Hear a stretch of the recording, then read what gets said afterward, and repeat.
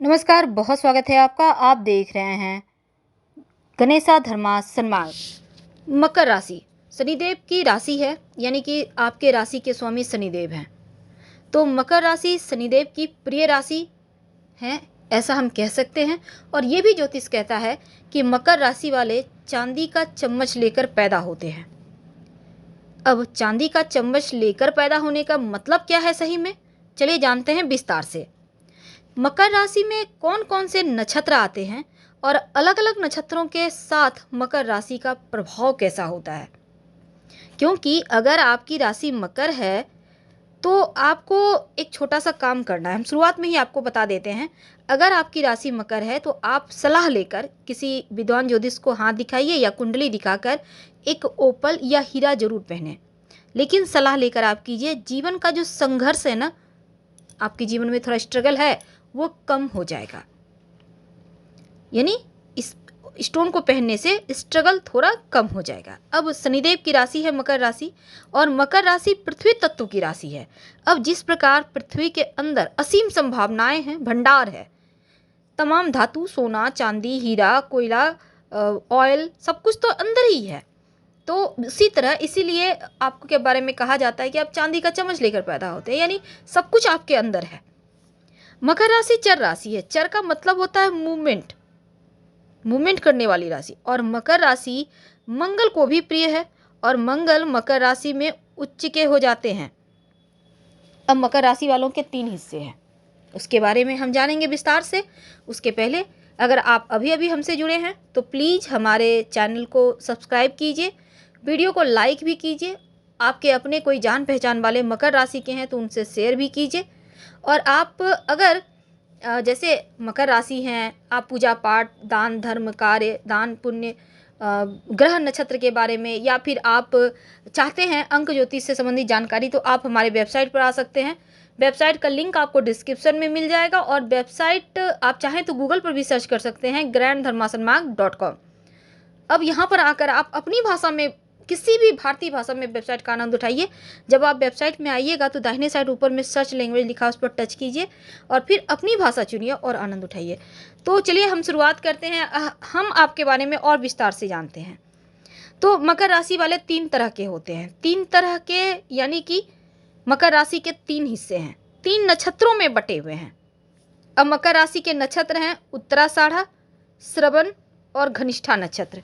यानी तीनों नक्षत्र के मकर राशि के लोग अलग अलग होते हैं। ऐसा नहीं है कि सारे मकर वाले एक ही तरह के हैं, हर 12वां व्यक्ति मकर राशि का हर 12वां एक ही तरह का नहीं है, क्योंकि हर नक्षत्र का अलग अलग प्रभाव होता है व्यक्ति पर। तो हर मकर वाले एक ही तरीके के नहीं होते, बल्कि अलग अलग नक्षत्र के हिसाब से आपका व्यक्तित्व होता है। तो शुरुआत करते हैं। सबसे पहले हम जानेंगे उत्तराषाढ़ा नक्षत्र के बारे में। अगर आपका जैसे उत्तराषाढ़ा नक्षत्र है तो आपका स्वभाव कैसा होगा, आपका व्यवहार कैसा होगा, क्या करें कि आपका भाग्योदय हो, कितने उम्र में भाग्योदय होगा, तो चलिए जानते हैं विस्तार से। तो उत्तराषाढ़ा नक्षत्र को, जो हाथी है ना, उसका हम दाहिना दांत मानते हैं। 10 विश्व देवों को उत्तराषाढ़ा का अधिपति देवता माना गया है, और इनके नाम हैं शुभता, सत्य, इच्छा शक्ति, दक्षता, काल, आकांक्षा, संकल्प, पितर, आभा और शिखर। तो उत्तराषाढ़ा नक्षत्र का मतलब होता है उत्तरार्ध, अपराजय, सदा विजय प्राप्त करने वाला, यानी अंतिम समय में विजय दिलाने वाला। कुछ वैसे तो उत्तराषाढ़ा नक्षत्र वालों को ये भी कहा जाता है कि जहाँ पर देवताओं ने असुरों पर विजय प्राप्त की थी, इसीलिए पूर्वाषाढ़ा और उत्तराषाढ़ा नक्षत्र को जोड़ी माना जाना चाहिए। लेकिन आज हम बात कर रहे हैं उत्तराषाढ़ा नक्षत्र की। तो उत्तराषाढ़ा नक्षत्र का मूल चिन्ह क्या है? हाथी का बायां दांत पूर्वाषाढ़ा नक्षत्र को कहते हैं, और उत्तराषाढ़ा नक्षत्र को हाथी का दायां दांत कहते हैं। तो चलिए इन चीज़ों में हम नहीं उलझाते और आगे बढ़ते हैं। देखिए, अगर आपकी राशि मकर है लेकिन आपका नक्षत्र उत्तराषाढ़ा है तो इसका आपके जीवन पर क्या प्रभाव पड़ेगा, क्योंकि उत्तराषाढ़ा नक्षत्र का स्वामी सूर्य होता है और मकर राशि का स्वामी शनि होता है। तो जब मकर राशि के साथ उत्तराषाढ़ा नक्षत्र होता है तो ये तालमेल उतना सूट नहीं करता, क्योंकि सूर्य शनि का मेल तो हो ही नहीं सकता। अब उत्तराषाढ़ा नक्षत्र के लोगों के जीवन में संघर्ष होता ही होता है और इस नक्षत्र में मकर राशि कमजोर मानी जाती है। ऐसा देखा जाता है कि उत्तराषाढ़ा नक्षत्र वाले लोग जीवन में उतार चढ़ाव बहुत इनके जीवन में होता है। अब देखिए उत्तराषाढ़ा नक्षत्र वालों का गुण क्या है, इसके बाद हम जानेंगे और आगे बातें। देखिए इनकी बुद्धि बहुत तीक्ष्ण होती है, प्रभावशाली व्यक्तित्व होते हैं और कठिन कार्यों को सरलता से कर सकते हैं। उत्तराषाढ़ा नक्षत्र में जन्मे जो लोग होते हैं ना, उनको शोध करने की उनमें अद्भुत क्षमता होती है। समाज के लिए कुछ नया करना चाहते हैं, टीम वर्क में काम करते हैं और इनकी इच्छा शक्ति भी बहुत प्रबल होती है। दूसरी तरफ अगर इनका जीवन में किसी का हस्तक्षेप ना हो तो ये इनके अंदर स्थायित्व का भाव होता है और धैर्य के साथ तमाम कार्यों को करते हैं। वैसे तो बेवजह की बातों में फंसकर इनसे कोई अपना काम नहीं निकलवा सकता, ना ही इनको फंसा सकता है, क्योंकि ये बड़े बुद्धिमान होते हैं, धर्म को मानने वाले और दैवीय गुणों से भरपूर होते हैं। ये लोग अपने पूर्वजों के अधूरे कार्यों को आगे बढ़ाने में दिलचस्पी लेते हैं और साथ ही कुल परंपरा मर्यादा का मान भी रखते हैं। अब कमियां क्या है, देखिए इस नक्षत्र वाले लोग जो ना समाज के जो वृद्धजन हैं उनके प्रति सावधान, बहुत ही श्रद्धा भाव रखते हैं और अपमान नहीं करते, मदद करते हैं। लेकिन सावधानियां ये है कि अगर इनको उचित सम्मान ना मिले तो ये थोड़ा क्रोधी हो जाते हैं, नाराज हो जाते हैं। दूसरी तरफ पार्टनरशिप में कोई काम करें तो पार्टनर पर बहुत अधिक भरोसा करते हैं, जो आगे चलकर इनको नुकसान ही देता है। ज़रूरत से ज़्यादा भरोसा किसी पर नहीं करना और पुरानी परंपराओं का पालन करने के लिए अपने बच्चों पर दबाव बनाते हैं, इस कारण बच्चों से नहीं बनती। तो क्या करें कि आपका पावर बढ़े, आपके जीवन की मुश्किलें कम हो। देखिए सबसे पहली बात तो जो उत्तराषाढ़ा नक्षत्र वाले होते हैं, आप अगर अपने परिवार से दूर जाएं, यानी जन्म स्थान से जहां सब कोई रहते हैं वहां से दूर जाकर आप नौकरी करें, व्यवसाय करें, कोई भी कार्य करें। मान लेते हैं जन्म स्थान आपका अभी आप वर्तमान में जहाँ वहाँ पे है, आप वहाँ से थोड़ा हट जाएं, थोड़ा चेंज कर लें प्लेस। अगर आप करियर के लिए, नौकरी के लिए परिवार से दूर जाएंगे तो बहुत अच्छा होता है और जीवन में सफलता आपको धीरे धीरे मिलती है। ऐसा देखा गया है कि आप अधिकतर मामलों में अपनी इच्छा से शादी करते हैं, यानी लव मैरिज करने की, या फिर आपकी इच्छा के अनुसार ही आपके घर वाले पसंद करके आपका विवाह करवाते हैं, ऐसा देखा गया है।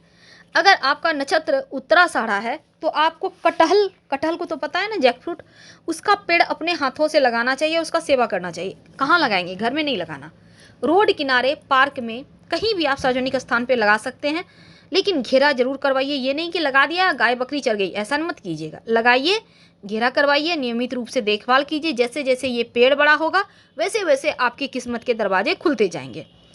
अब जो ये उत्तराषाढ़ा नक्षत्र है, ये 21वां नक्षत्र है। 27 नक्षत्र होते हैं, इसमें 21वां नक्षत्र है, 21।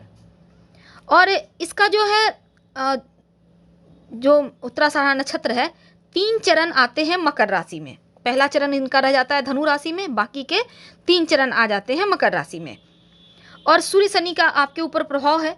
सामान्यतः देखा गया है कि उत्तराषाढ़ा नक्षत्र वाले लोग रंग इनका साफ होता है और भौतिक सुख इनको, पद प्रतिष्ठा, धन, सब कुछ मिलता जाता है जीवन में।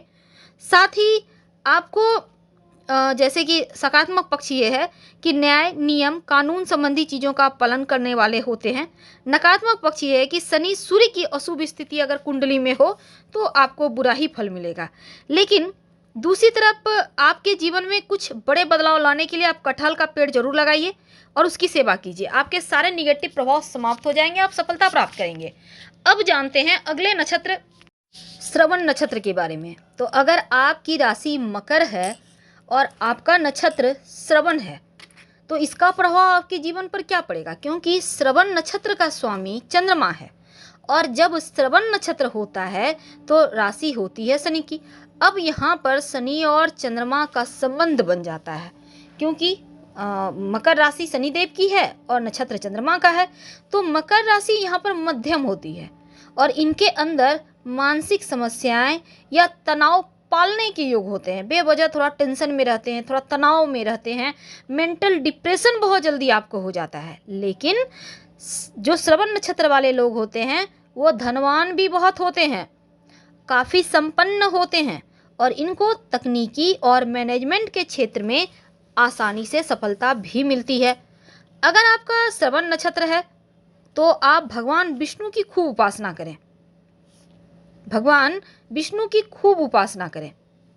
दूसरी बात, श्रवण नक्षत्र वालों जो होते हैं ना वाले, देखिए श्रवण नक्षत्र जो होता है वो 27 नक्षत्र में 22वां स्थान इनको प्राप्त है और इस नक्षत्र में को बहुत शुभ माना जाता है, जैसे कि राज्याभिषेक, गृह निर्माण, ध्वजारोहण, नामकरण संस्कार वगैरह के लिए इस नक्षत्र को सर्वश्रेष्ठ माना गया। और श्रवण नक्षत्र यहाँ पर देखिए मकर राशि में है, तो इस नक्षत्र के जो ग्रह स्वामी हैं वो शनिदेव का प्रभाव पड़ता है और शनि चंद्रमा का प्रभाव जीवन भर आपके रहेगा। तो ऐसे लोग का वर्ण शूद्र होता है, गणदेव होता है, गुण राजसिक होता है और ऐसे लोग अंतिम 3 चरण में जलचर यानी वानर, महावैर, योनि, मेढ़ा, तो इन चीज़ों को हम हटाते हैं।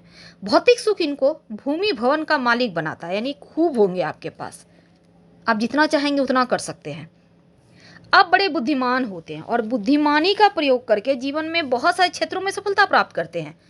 वैसे तो आप सुंदर, दान देने वाले, सर्वगुण संपन्न, लक्ष्मीवान, पंडित, धनवान और विख्यात होते हैं। श्रवण नक्षत्र वाले सामाजिक व्यवहार में कुशल, मित्र बनाने वाले होते हैं, बहुत सारे इनके मित्र होते हैं। क्रय विक्रय से कमाने वाले, भूमि संबंधी कार्यों में निपुण और धर्म कार्य करने वाले होते हैं। एक अच्छे इंजीनियर, पेट्रोलियम से संबंधित व्यवसाय भी आपके लिए बढ़िया होता है। नकारात्मक ये है कि शनि और चंद्रमा की स्थिति ठीक नहीं है, थोड़े क्रोधी, थोड़े कंजूस, थोड़े सावधान रहने वाले, कुछ कुछ भय संकित रहने वाले, लापरवाह, आलसी भी हो जाते हैं।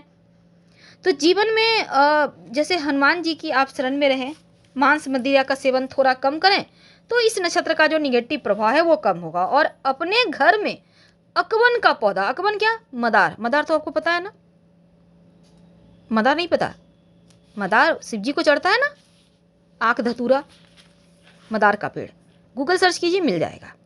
तो मदार का पेड़ घर में अंदर नहीं लगाना, घर से बाहर बाउंड्री वॉल के बाहर लगाइए और लगाकर घेरा, ऐसे तो बकरी गैया नहीं खाती, तो आप उसकी पूजा करें नियमित रूप से, उसमें जल डालें, उसको जैसे जैसे पौधे बड़े होंगे, फूलेंगे, फलेंगे, आपके जीवन की मुश्किलें समाप्त हो जाएगी। तो श्रवण नक्षत्र वाले धनी होते हैं और श्रवण नक्षत्र वाले जो होते हैं ना अति शुभ नक्षत्र है। ये लोग जब श्रवण नक्षत्र में गुरु आता है तो पृथ्वी पर धन धान्य बढ़ जाता है, जो लोगों का स्वास्थ्य वो बेहतर हो जाता है। अब दूसरी बात यह है कि श्रवण नक्षत्र का जो है ना, ये लोग उम्र के 30 वर्ष तक उतार चढ़ाव देखते हैं, परिवर्तन देखते हैं और उम्र के 30 साल के बाद यानी 30 ईयर के बाद ज़्यादा सफल होते हैं। इंजीनियरिंग, चिकित्सा, कला, विज्ञान के क्षेत्र में खूब कामयाबी प्राप्त करते हैं। इनको स्किन और कान से संबंधित परेशानी कभी कभी जीवन में परेशान करती है, तो आप मदार का पौधा लगाएं। अब हम बात करेंगे धनिष्ठा नक्षत्र की। धनिष्ठा नक्षत्र के स्वामी मंगल हैं और मकर राशि का स्वामी शनि है। तो धनिष्ठा नक्षत्र में शनि मंगल का जो संबंध है वो बन जाता है और यहाँ पर मकर राशि बहुत मजबूत हो जाती है। अब ये नक्षत्र वाले जो लोग हैं वो बहुत साहसी भी होते हैं। अब देखिए, अगर हम ज्योतिष की माने तो धनिष्ठा नक्षत्र वाले अक्सर सेना, शासन, तकनीकी के क्षेत्र में ज़्यादा सफल होते हैं। 23वें नंबर पर आता है, जो 27 नक्षत्र है उनमें घनिष्ठा नक्षत्र 23वें नंबर पर आता है। और ये नक्षत्र जो है, अगर हम वैदिक ज्योतिष की माने तो इस नक्षत्र के अधिष्ठाता देव अष्टवसवाल और राशि शनि है। यानी यहाँ पर देखिए, इस नक्षत्र में जन्म वाले जो लोग होते हैं उन पर शनि मंगल का विशेष प्रभाव होता है और धनवान होते हैं ऐसे नक्षत्र वाले लोग। धन वैभव को दर्शाने वाला यह नक्षत्र, इसीलिए कहा जाता है कि मकर राशि चांदी का चम्मच लेकर पैदा होती है, क्योंकि सारे नक्षत्र तो वैसे ही हैं जो धन धन धनाधन ऑफर दे रहे हैं। थोड़ा सा आपको मेहनत करना है और आगे बढ़ जाना है।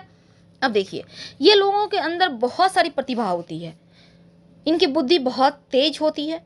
जिस भी क्षेत्र में ये भाग्य आजमाना चाहें वो आजमा लेते हैं, क्योंकि आपका भाग्य भी खूब साथ देता है। अब देखिए, मंगल आपको ऊर्जावान, तेजस्वी, पराक्रमी बनाता है और ये नक्षत्र संगीत नृत्य में भी रुचि देता है। आप अपने आसपास के रहने वाले जगह को भी सुंदर बनाने के बारे में सोचते हैं, सामाजिक चीज़ों में बढ़ चढ़ कर हिस्सा लेते हैं।